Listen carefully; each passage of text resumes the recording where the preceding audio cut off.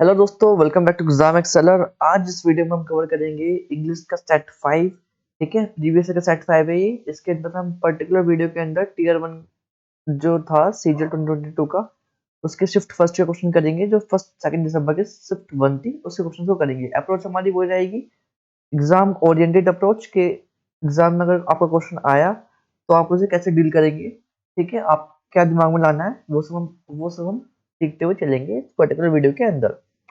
ठीक है, जो उसके पहले की 4 वीडियो है वो ऐड हो चुके हैं प्ले लिस्ट में। वो आप चेकआउट कर सकते हैं अगर आपने नहीं देखनी है फॉर एनी रीजन। ठीक है, नेक्स्ट है तो select the option that can be used as a one word substitution. Okay, one word substitution का क्वेश्चन है ये आपका, plants of a particular reason.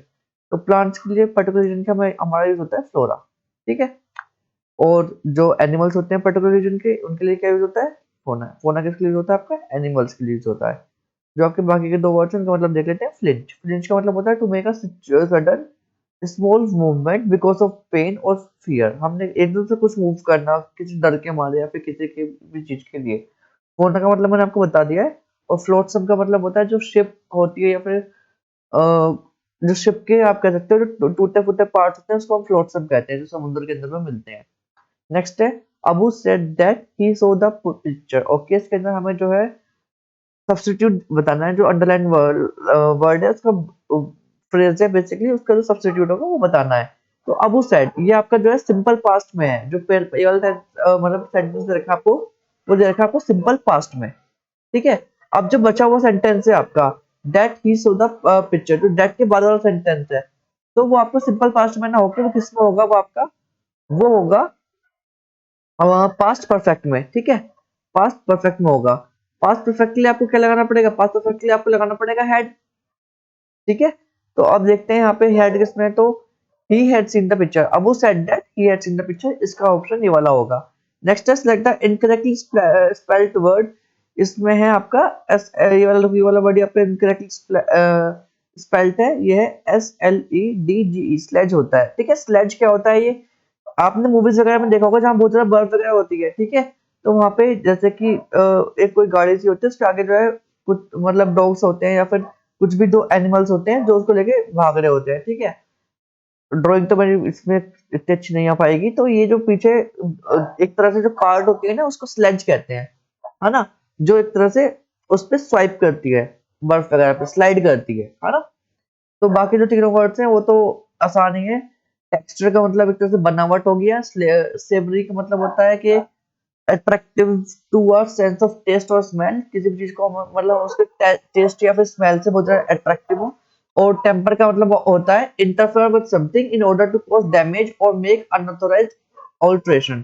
ठीक है, हमें किसी चीज के साथ इंटरफेयर करना, तो मतलब उसमें कुछ बाधा डालना एक तरह से। ठीक है, नेक्स्ट है ही led me to the room that had obvious been. Okay, यहाँ पे आपका एडजेक्टिव है। ये ऑब्वियस जो होता है ना वो आपका एडजेक्टिव होता है। एडजेक्टिव ना के यहाँ पे आएगा आपका एडवर्ब, क्योंकि वर्ब के साथ यूज हो रहा है। अब ऑब्वियस का एडवर्ब क्या होता है बेटा? ऑब्वियस का एडवर्ब होता है आपका ऑब्वियसली। ठीक है, ऑब्वियसली की वाली स्पेलिंग होगी और ये ऑब्लिवियसली लिखा है, तो ऑब्वियसली ये वाला है। ठीक है, नेक्स्ट है a shortened version of a larger work. एक बहुत बड़ा काम है, उसका एक छोटा सा वर्जन निकाल देना, उसको हम कहते हैं एब्रिजमेंट। ठीक, जो बाकी के तीनों वर्ड है उनके मतलब देख लेते हैं। हल्का हल्का से डिफरेंस है तीनों वर्ड्स में, इसलिए थोड़ा सा कंफ्यूजन इस वाले क्वेश्चन में हो सकती थी। समरी का मतलब होता है ब्रीफ स्टेटमेंट और account of the main points of something. कोई भी चीज है उसकी जो मेन पॉइंट्स है सिर्फ उनको बताना। ठीक है, प्रीसिस का मतलब होता है अ समरी और abstract of a select of a text और अ स्पीच। किसी भी टेक्स्ट या स्पीच की एक बिल्कुल समरी होने को हम प्रीसिस कहते हैं। और शॉर्ट्स होता है जो कि बिल्कुल ब्रीफ होगा उसको शॉर्ट कहते हैं। नेक्स्ट है फिल इन द ब्लैंक्स वाला है, एंड इसको हम जो है पर्टिकुलर मीनिंग के साथ जाता है। अगर सेंटेंस का जो पर्टिकुलर मीनिंग ठीक बैठ रहा होगा जिसमें, वो हम यूज करेंगे। I was running late so I only had time for a dash shower, for a quick shower होता है। ठीक है, नेक्स्ट है select the correct active form of the given sentence। आपको इसकी एक्टिव फॉर्म बतानी है। हर phone can not be switched off by my father. ठीक है, देखो इसमें कैन नॉट और कुड वुड कुछ नहीं होता, कैन ही रहेगा क्योंकि एक्टिव पैसिव वाली बात है, तो ये तो कैन ही रहेगा। ठीक है, तो इसमें हम सिंपल देख लेंगे, जिसमें आपका देखो इसमें कैन किस किस में है, पहले देख लेते हैं। इसमें तो कैन है नहीं, तो ये वाला हट गया आपका, ये वाला भी हट गया, कुड वाला, हैव वाला भी, यही है। My father can't switch of her phone. हाँ ठीक है। ये select the correct direct form of the given sentence. आप इसमें डायरेक्ट इनडायरेक्ट क्वेश्चन है, Shyam asked me how I had persuaded his sister. ठीक है, तो इसमें देखो क्या होगा, how I had persuaded his sister, direct में ये बनाना है, ऐसे हमें इनडायरेक्ट दे रखा है, तो यानी कि ये जो है पास्ट से बन के आया होगा। अब पास्ट में कौन, क्योंकि यहाँ पे हेड लगा हुआ है ना इसलिए, तो पास्ट में ये वाला तो है नहीं, ये वाला पास्ट में है भाई, ये वाला भी पास्ट में, डिड वाला, और ये वाला भी पास्ट में है, तो इन दोनों सेंटेंस में से कुछ होगा। ठीक है, तो how did you persuaded my sister, या फिर how did you persuade my sister. Did के साथ हमेशा जो है V1 यूज होती है, V2 यूज नहीं होती, तो इससे वाला सेंटेंस में गलत हो जाएगा, तो ये वाला आंसर सही होगा। याद रखना, डिड के साथ हमेशा V1 यूज होती है। नेक्स्ट है द इंटरव्यूज। ओके, इंटरव्यूज होते हैं जो कि इंटरव्यू देने जाते हैं, were slowly becoming impatient as they were left to death in waiting room for hours। ठीक, इसका आंसर होगा आपका cooling their kneels, cooling their heels, sorry, cooling their heels मतलब होता है कि किसी को बहुत देर तक वेट कराना है कि वो बोर हो जाए, तो यहाँ पे वही बात हो रही है कि इंटरव्यूज जो है उनको बहुत देर तक वेट कराया, तो यहाँ पे इसलिए यहाँ पे आपका वन वर्ड मतलब फ्रेज आएगा ये, कूल देयर हील्स। ठीक, नेक्स्ट है the following sentence has been split up into four segments, आपको इसमें एरर देखना है। ठीक है, one can never imagine how hot it gets in Delhi unless one does not go to there in prison. ठीक है, अनलेस जो होता है ना, अनलेस एक्सेप्ट का मतलब दिखाता है आपका एक्सेप्ट। ठीक है, अनलेस दिखाता है आपका एक्सेप्ट। ठीक है, और वो कंडीशन जो देखिए कि इसमें, अब इसमें इसलिए एक्सेप्ट वाली कंडीशन है पहले से ही है, तो यहाँ पर डज नॉट क्यों आएगा भाई, यहाँ पे ये नहीं आएगा पूरा। तो unless one go there in prison, तो ये वाला सेंटेंस बस ये ओमिट ही हो जाएगा, इसके जवाब भी कुछ नहीं आएगा, ये ओमिट हो जाएगा, हट ही जाएगा। नेक्स्ट है एंटोनिम बताना आपको मोबाइल का। मोबाइल का एंटोनिम आपका होता है, देखो मोबाइल का मतलब होता है चलना फिरना, ठीक है, घूमना, एक जगह से दूसरी जगह जाना। अब उसका पहले इसमें चारों के अंदर देख लेते हैं, मतलब इंटरेस्टिंग, इंसाइट, स्ट्रेंज, स्टैंडिंग, तो स्टैंडिंग हो गया उसका एंटोनियम, बाकी सेंटेंस पढ़ने की नीड ही नहीं पड़ी।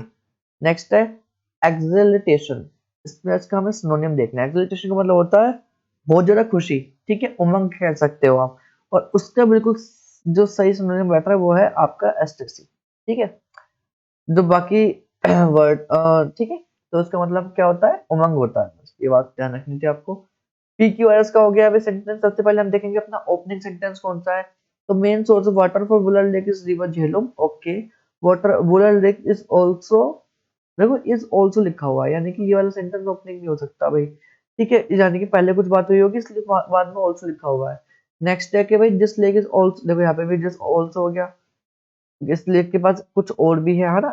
This island was constructed by, अब किसी आइलैंड की बात करी है, तो इसका यानी कि ये आइलैंड भी हमें पहले बता रखा होगा, यानी कि आर, देखो this lake also has a small island in its centre called Jena lake. इसके पास एक आइलैंड था, और फिर इस आइलैंड के बारे में बता रखा है कि आइलैंड बनवाया किसने था, this island was constructed by king Zainul Abidin. ठीक है, तो यानी कि आर के बाद तो ऐसा आएगा, ये वाली बात तो वही पक्की हो गई। ठीक है, आर के बाद, क्या मैंने कुछ गलत बोल दिया, नहीं ठीक तो बोला है, ये सही है, सही है, सही है, सही है। आर के बाद आपका एस आएगा। ठीक है, तो इस, और ये वाला ओपनिंग नहीं हो सकता, तो ओपनिंग पी होगा, तो पी आर एस क्यू हो गया आपका सेंटेंस। ठीक है, तो पहले हो गया main source of water for Wular lake is river Jhelum. This lake is also has a small island in its center called Zena Lake. This island was constructed by King Zanbul Abedin. Wooler Lake also said to be remnant of Satisar Lake that existed in ancient times. Okay, I hope you get it right. The most appropriate antonium oppose का, ठीक है, oppose का मतलब किसी का साथ ना देना, एनकरेज मतलब साथ देना, तो इसका एंटोनियम एनकरेज हो गया, किसी भी चीज को बढ़ावा देना। आपको एंटोनियम बताना है, इसमें जो अंडरलाइन वर्ड है, okay, technology plays an indispensable role in the lives of human beings in the 21st century. Indispensable का मतलब एक ऐसा जिसको आप बिल्कुल हटा नहीं सकते। ठीक है, इसका बिल्कुल उल्टा होता है सुपरफ्लूअस। सुपरफ्लूअस का मतलब क्या होता है, अननेसेसरी। ठीक है, सुपरफ्लूअस का मतलब क्या हो गया बेटा आपका, अननेसेसरी। ठीक है, नेक्स्ट है, ठीक है, सुपरफ्लुअस का मतलब आपका नेसेसरी होता है, NCAACRY। रिलेंटलेस का मतलब होता है समथिंग दैट इज हार्श। ठीक है, बहुत ज्यादा जो चीज हार्श होती है। और विजिलेंट का मतलब होता है बिल्कुल एकदम जब हम केयरफुल रहते हैं किसी चीज को लेके ना, विजिलेंट कहते हैं।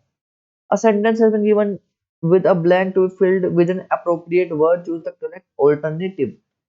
When there are negative and toxic thoughts, that's our mind. देखो, जब नेगेटिव और टॉक्सिक थॉट्स होते हैं हमारे माइंड में, तो हम you can never think positively, तो हम पॉजिटिव नहीं सोच पाते। तो उसका क्या हो जाएगा आपका? प्लॉटिंग, शाउटिंग, क्लाउडिंग, क्या क्लाउडिंग, ये वाला होगा आपका कि when there are negative and toxic thoughts clouding your mind। ठीक है, जब अपने मन को घेर लेते हैं आपके, तो आप पॉजिटिव नहीं सोच पाते।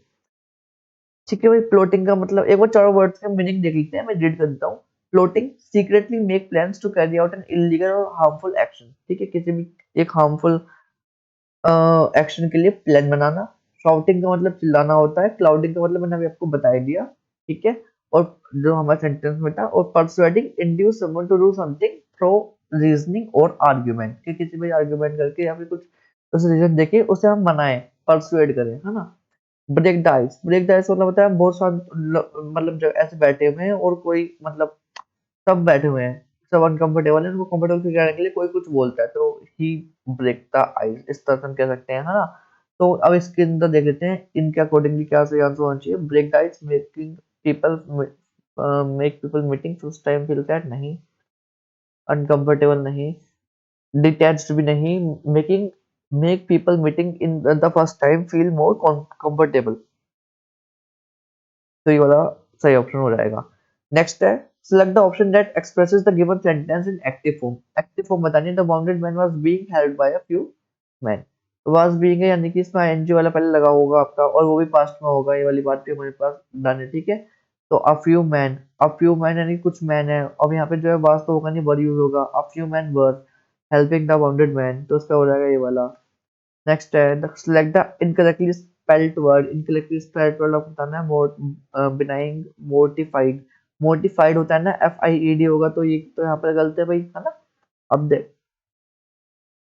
ओके, मोटिफाइड, मोटिफाइड का मतलब क्या होता है कि cause someone to feel very embarrassed or ashamed, किसी को बहुत निंदा दिखाना, महसूस करवाना।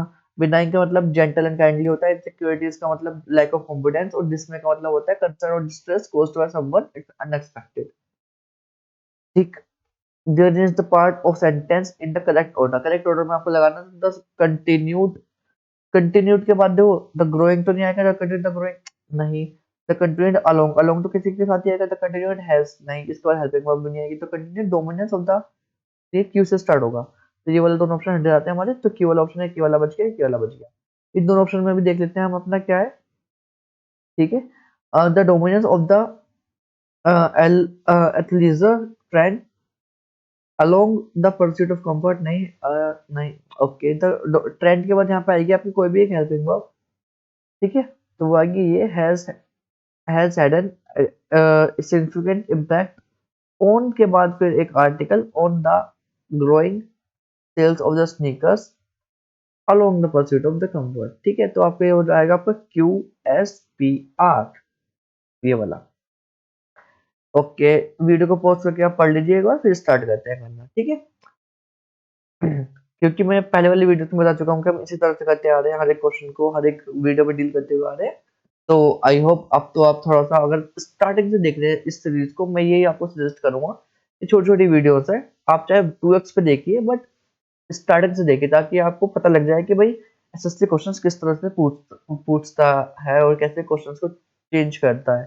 ठीक, चलो करते हैं message. All drivers are affected by road rage whether they are directly or indirectly dash। ठीक है यार, सब रोड रेज में अफेक्ट करते हैं, चाहे वो डायरेक्टली या फिर इनडायरेक्टली क्या हो, इन्वॉल्व हो। उसका इन्वॉल्व हो गया। नेक्स्ट है, individual coping qualities dash the behaviour of stressful drivers. जो इंडिविजुअल कोपिंग क्वालिटीज होती हैं, तो वो क्या दिखाता है, वो इन्फ्लुएंस करता है बिहेवियर को, बिहेवियर को इन्फ्लुएंस करता है। ठीक है, instead of being enraged over circumstances beyond their control, drivers dash learn to be patient. Drivers को क्या करना चाहिए, drivers must learn their, must, इसका मतलब है मस्ट। ठीक है, On the road, we must be dash to control our own emotion. We must be able to control our emotions. Road rage drivers are also more likely to dash more traffic offenses, incur more traffic offenses. Incur का मतलब क्या होता है? इनका क्या मतलब होता है सफर अनप्लीजेंट रिजल्ट्स। ठीक है, जब हमें कुछ ऐसी चीजें झेलनी होती हैं जो कि हमने ही मतलब हमारी वो सिचुएशन जो कि हमने कोस करी है। ठीक है, एक तरह से आप कह सकते हो suffer unpleasant results of a situation. ठीक है, दैट यू हैव कोस्ड। ठीक, ये इनका का मतलब है। ठीक, नेक्स्ट आपका अच्छा क्वेश्चंस खत्म हो गए हैं। आई होप ये वीडियो आपके लिए हेल्पफुल रही होगी। सीजीएल 2022 मेंस के जो कंप्यूटर के सारे क्वेश्चंस थे, 4 शिफ्ट के 80 क्वेश्चंस थे, वो मैंने इस वाली वीडियो में करा दिए। आप इस वाली वीडियो को जाकर प्लीज चेकआउट करें, बहुत हेल्पफुल रहेगी वीडियो। आगे जो सीजीएल का मेंस आ रहा है उसके लिए भी हेल्पफुल रहेगी, और आगे जितने भी क्वेश्चंस होंगे आपके, मतलब जितने भी क्वेश्चन आएंगे कंप्यूटर के मेंस के अंदर, चाहे वो सीजीएल के अंदर है चाहे वो सीएचएसएल के अंदर है, उसके लिए वाली वीडियो बहुत हेल्पफुल है, क्योंकि इसमें टोटल 80 क्वेश्चंस को समझाया हुआ है कि भाई किस तरह से आते हैं। और इसकी पीडीएफ भी जो कि प्रिंटेबल फॉर्मेट में है, वो टेलीग्राम पे डाल दी गई है। वहां पे ऑलरेडी 1 के अराउंड पीपल्स ने डाउनलोड कर दी है, एंड अच्छा फीडबैक आ रहा है उस पर। तो प्लीज आप इसे चेकआउट करें, इसे जरूर चेकआउट करें। नेक्स्ट है इस वाली वीडियो की को इस वाली हम प्लेलिस्ट में ऐड कर देंगे, आप यहाँ से सारी वीडियो को एक्सेस कर सकते हैं एक साथ। बाकी पीडीएफ के लिए और सारी इन्फॉर्मेशन के लिए टेलीग्राम को आप ज्वाइन कर लीजिए। Thank you very much for watching this video, and I hope ये वीडियो आपके लिए बहुत ज्यादा हेल्पफुल रही हो। Keep watching. Thank you so much. जय हिंद।